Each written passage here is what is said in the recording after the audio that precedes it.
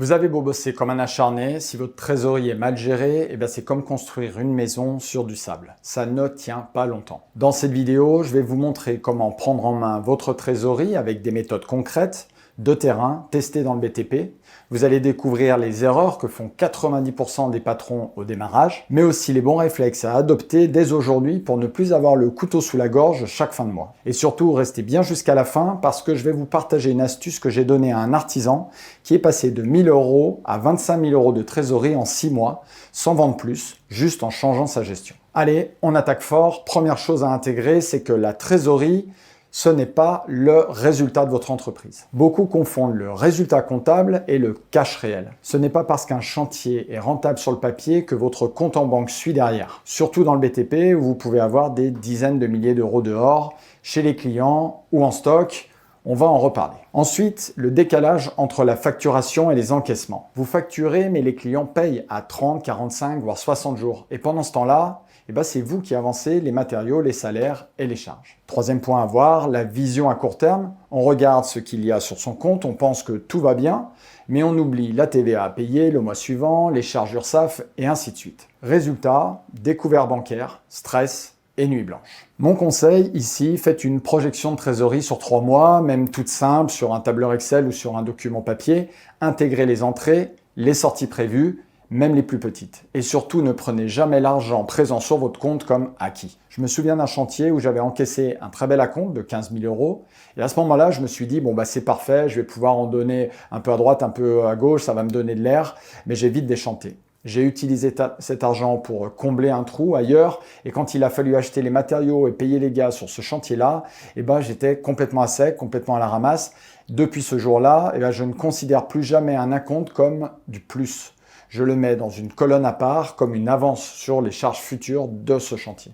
Et croyez-moi, ça change tout. Deuxième point important, il y a des postes qui bouffent votre trésorerie sans prévenir. D'abord, les matériaux mal chiffrés ou achetés à l'arrache. Un devis mal ficelé, et c'est la cata, le moindre oubli devient une dépense imprévue qui vient gréver votre trésorerie. Ensuite, les chantiers sans acompte. C'est comme si vous disiez, allez tiens, je te finance ton projet et on verra plus tard si tu peux me payer ou pas.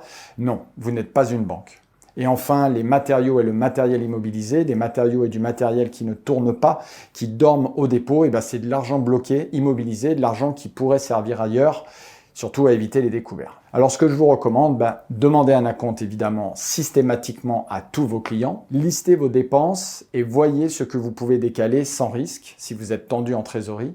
Et puis triez votre parc matériel tous les ans et vendez ce qui dort, ce qui reste à l'intérieur et qui ne sert plus du tout, qui pourrait vous rapporter un minimum de trésorerie. Il y a des années, j'ai accepté un chantier pour un client en or. Il m'a dit « T'inquiète, on te paiera à la fin, c'est rapide chez nous, pas de souci ». J'ai dit oui comme un bon bleu. J'ai laissé les gars acheter les matériaux et bien sûr, une fois le boulot terminé, silence radio, le client ne m'a plus contacté et m'a baladé pendant 7 semaines avant que je puisse récupérer mon argent.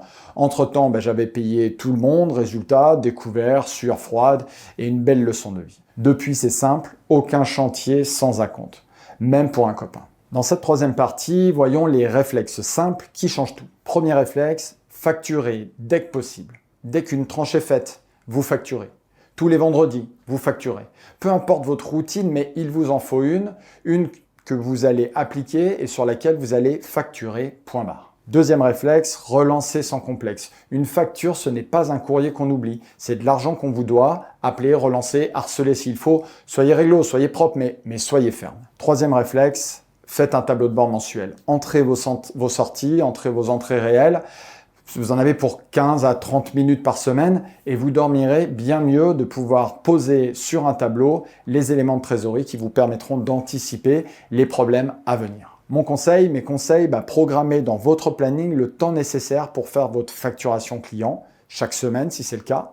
Notez les échéances de paiement dans votre agenda comme un rendez-vous. Le client me doit cet argent à tel endroit, à tel moment. Et bloquez 15 minutes par jour pour faire le suivi de vos comptes bancaires. Je vais vous dire un truc simple, quand j'ai commencé à faire un tableau de bord de trésorerie tous les mois, c'est là que j'ai compris pourquoi je courais toujours après mon argent. Avant ça, j'avais l'impression que c'était de la faute des clients, des délais, des charges, mais une fois que les chiffres étaient posés, j'ai vu à quel point je mettais moi-même mon entreprise et ma trésorerie en galère. Depuis que j'ai fait ce point régulier, que je prends de bonnes décisions plus rapidement, je dors beaucoup mieux. Si ce que je vous dis là vous parle, si vous vous reconnaissez un peu ou beaucoup dans ce que j'aborde, eh bien, mettez un pouce bleu, abonnez-vous et activez la cloche parce que si vous gérez votre YouTube comme votre trésorerie, il y a peut-être 2-3 trucs à revoir. Quatrième et dernière partie. La trésorerie, c'est aussi une question de stratégie. Vous allez dire, ah bah oui, Roland, une fois de plus, il nous parle stratégie. Bah oui, parce que vous devez anticiper les creux d'activité, les périodes de vacances scolaires, les élections, les mois de l'année. Vous les connaissez, les périodes de creux. Alors préparez-les, ne les subissez pas. Ensuite, construisez un matelas de sécurité. 2 à 3 mois de charges fixes de côté sur un compte.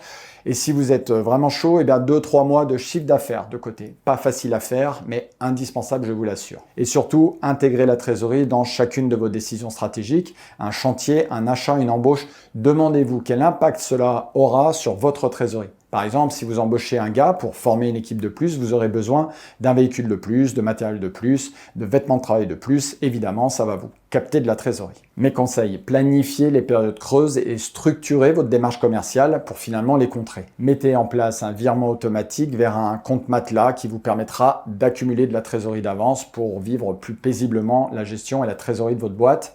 Et posez-vous toujours la question du risque cash avant toute décision importante. Un jour, j'ai commencé à mettre un peu de côté chaque mois, un peu, mais même quand j'étais tendu, je savais que j'avais ce matelas de sécurité.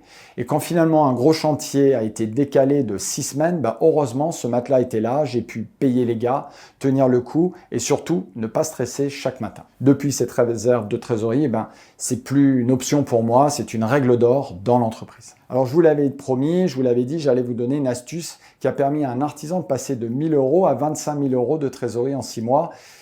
C'était pas un tour de magie, je vous l'assure, c'était juste un suivi régulier chaque semaine des factures à réaliser et des paiements à relancer, tout simplement, mais très rigoureusement. Voilà. Aujourd'hui, vous avez entre les mains des réflexes simples, des outils de pilotage et surtout une vraie vision pour rester à flot et avancer sereinement. Si cette vidéo vous a apporté un déclic, abonnez-vous, likez, commentez et partagez-la à un confrère qui peut-être en aura lui aussi besoin. Si vous voulez aller plus loin, vous pouvez postuler pour rejoindre mon programme BTP Performance. On vous accompagne pas à pas pour structurer votre entreprise, booster vos marges et piloter votre trésorerie comme un pro. Je vous dis à très bientôt et d'ici là, prenez soin de vous.